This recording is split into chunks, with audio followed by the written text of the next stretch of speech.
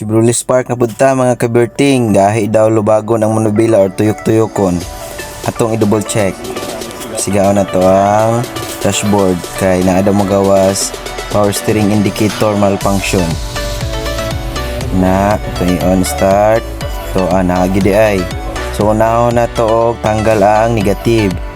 Dayon hinay-hinay tagtanggal sa ilalo mga cover kay itong i-pull out ang steering column assembly kay diha naka-attach ang motor. Kay kasagaran problema na sa motor. Ito na hinahinayon o ibot ang motor kay nagbangil ang computer box sa iyang power steering.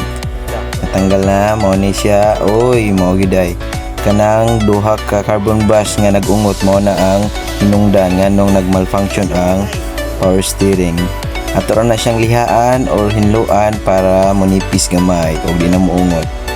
Man atong asimbolon, itaod, plaster sa sakyanan, ipansak para makumpleto nya dayon itaod og ginihinay medyo nagabian mi among gigamitag flashlight. Kamang diri o suga didto, taod gamay na lang. Okay, gamay na lang abot, suga-suga ilang hantod mahuman. Dayon na symbol na, dayon double check na to kung naulian na ba. Start, pag start na taod-taod mo function. Then mawala dayon ang indicator niya. Good, okay na ang spark na Chevrolet.